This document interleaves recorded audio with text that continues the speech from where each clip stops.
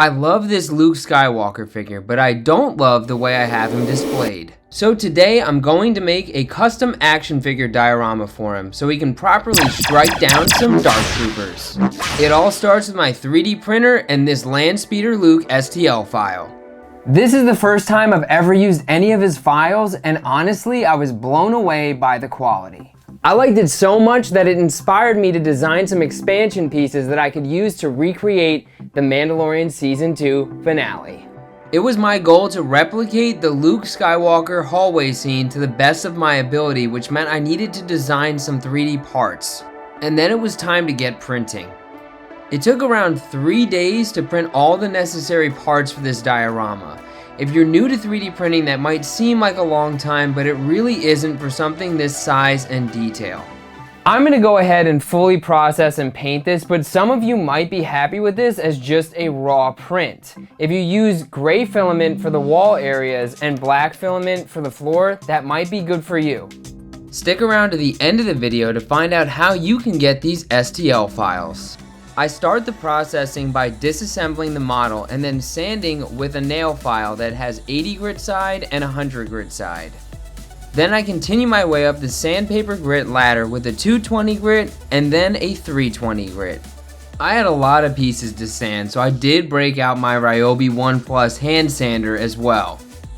This thing is great and it made things a lot easier. I just had to be really careful around the edges so that I didn't fray the layers of PLA. Next, I used lightweight wall spackle to fill in some gaps.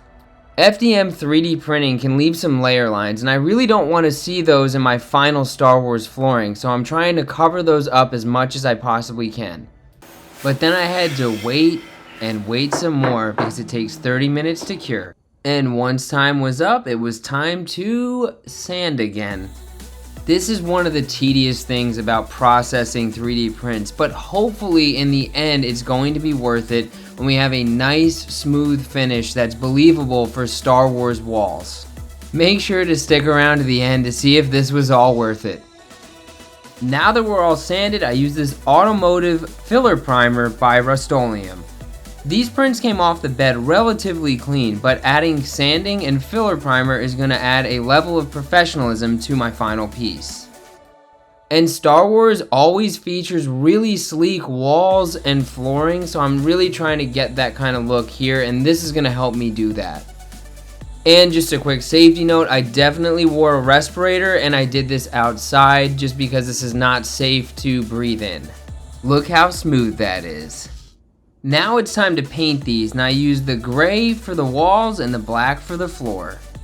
The floor that we're trying to recreate has a bit of a gloss to it, so I used a gloss spray paint for the black.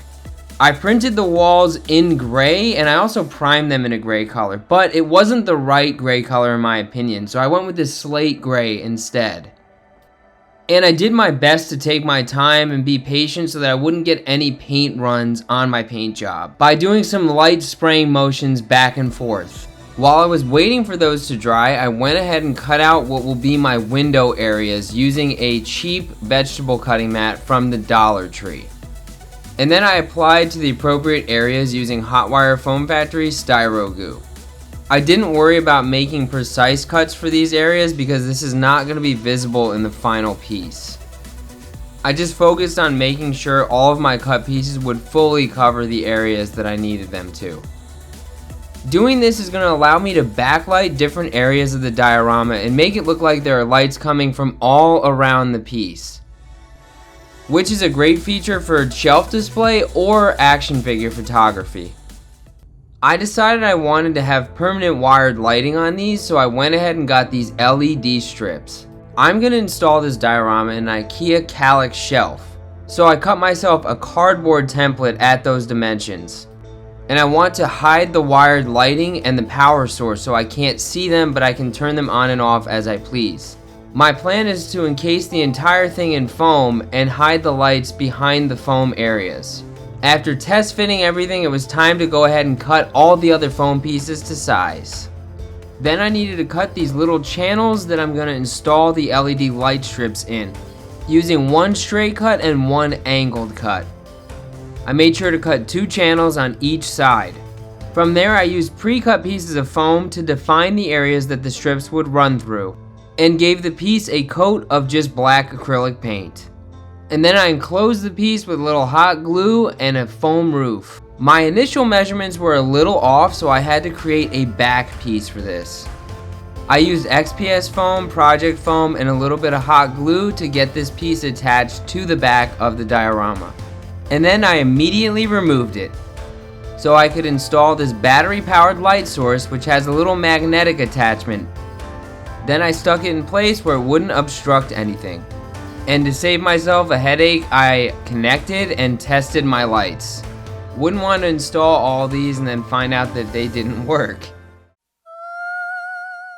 I cut and then installed some metallic tape. The reason I did this was to make sure that the light emanated throughout the piece as best as it possibly could. My thinking was the metallic surfaces would help reflect the light throughout the entire diorama, helping me to maximize the light strips that I have. I had a spare piece of pegboard lying around from when I renovated my workshop, so I decided to use this as the base instead of buying a new piece of wood. Spray painted it and used a jigsaw to cut out an access point for my battery, and double checked that the piece would fit perfectly in the spot.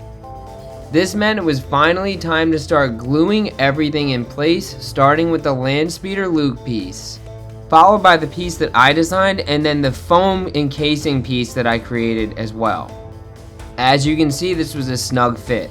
Off camera, I pre-cut these styrene sheets to fit the space on the front to hide some of the raw imperfections that are currently here. I glued them on with the Hotwire Foam Factory Styro Goo that I've used throughout this build. And I was careful to make sure that I got full coverage on this so that these would not come off. I didn't have one single styrene sheet that could fit the whole space, so I had to cut this little piece to bridge the gaps. Then I lined the piece with painter's tape to make sure that everything was flush and in place as the glue dried, and tested that everything worked after all the gluing had been done with my remote control. Here's how it looks in the IKEA Kallax shelf, but before we do the final reveal, I need to tell you how you can get these STL files. There are two ways for you to access the STL files that I designed for this diorama project. The first is that you can visit VASCOtoys.com, where I sell some of my STL files for you to download and then print on your own 3D printer. The second is something new that I'd like to talk to you about. I am actually going to launch a Patreon. And on that Patreon, one of the main things I'm going to offer is to download my STL files, which is going to include things like windows, doors, vents, other accessories I've designed myself, and even some full dioramas like what you saw here today in this video.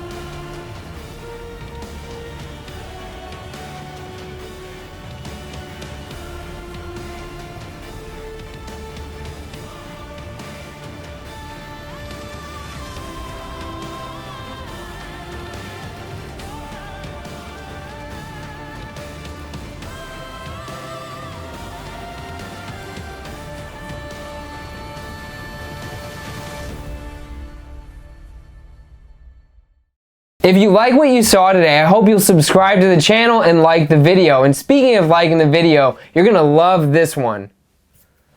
VASCO Toys. Action figure dioramas